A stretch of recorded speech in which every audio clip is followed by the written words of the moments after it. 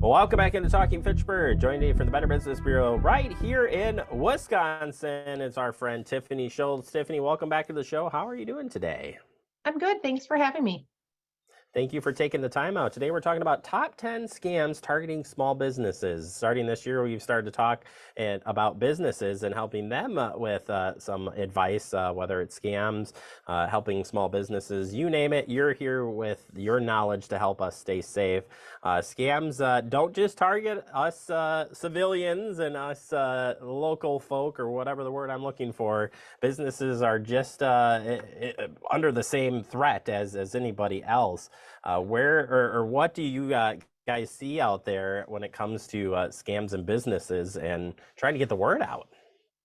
Scams can target businesses, large or small. Everybody is vulnerable. And in some cases, small businesses are more vulnerable than larger businesses just because they don't have the systems in place, the number of staff in place, or the experience to navigate these scams. So we have some top 10 scams that I wanted to share with you today. The first one is business email compromise scams. And they typically target somebody who's paying the bills, and you'll receive an email from an imposter, maybe asking you to redirect payroll or to go buy gift cards or wire some money. So if you do receive an email kind of out of the blue, maybe it's coming from a supervisor or it's coming from a trusted vendor, make sure that you do your homework on it, especially if it seems suspicious. Yeah, absolutely. It's again, you're not alone out there that if you're a business and taking care of the finance and stuff, that you can't get picked on and get the same scamming emails that come to your personal stuff each and every day. Phony invoices, another area that businesses got to watch out for because you're sending out invoices, you're paying invoices. It could be easy to overlook this. This is easy money for scammers. They usually send invoices around the $100 mark, definitely under the threshold where maybe two people need to sign off on it. And it'll be very vague. Maybe it'll say office supplies or a part that was ordered. And the person paying the bills is like, yeah, no big deal. It's cheap. I'm just going to send it on through.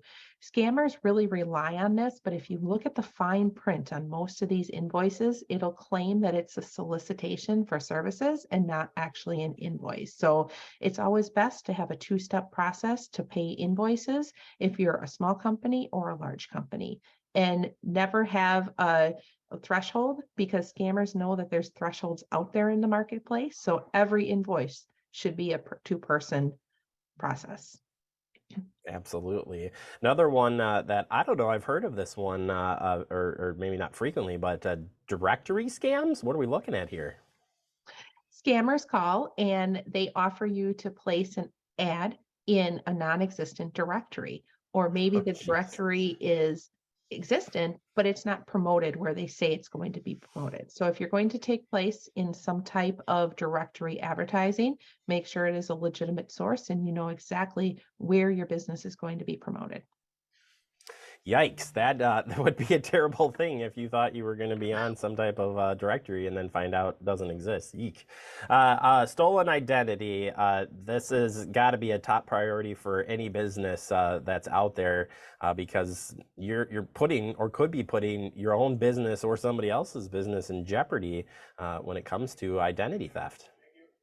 This happens to large and small businesses where scammers create copies of their websites and they pose as them.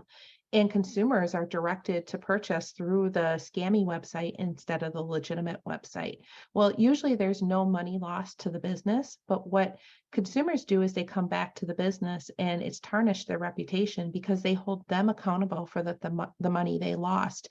And scammers get really clever and they take logos and content right off the legitimate website and pose as their own. There was one here in the Madison area not long ago that was duplicated. It takes a long time for a legitimate business to get the replicated website down. So before you go ahead and you order something from a website, you start doing business on a website, make sure that you're on the legitimate site. If you can find two of them out there, there's probably a reason why there's two of them out there. Reach out to the business for their official site. Yeah, I have seen these, and they can look alike. Everything can be the same, and then all of a sudden you're like, "Oh, wait, there's something wrong here," and Eek.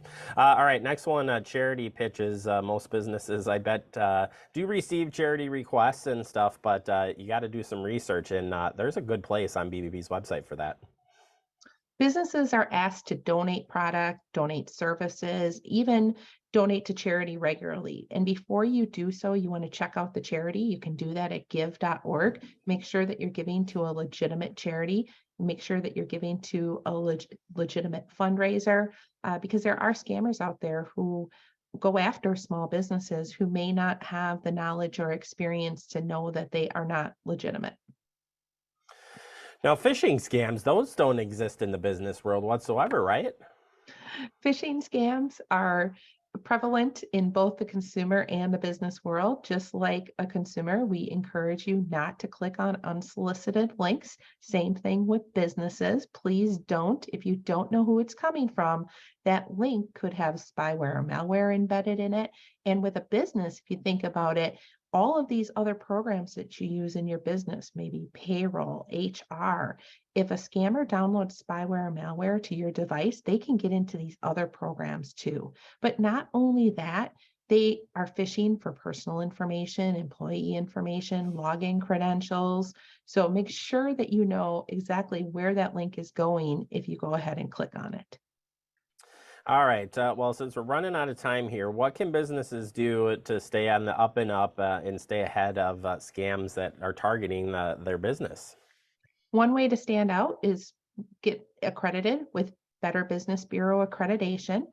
BBB accreditation, it offers businesses with sound business practices the opportunity to grow their business with trust. And if you'd like more information about BBB accreditation, you can go to bbb.org, click on the right-hand link that says Get Accredited, and a member of our team will get in touch with you.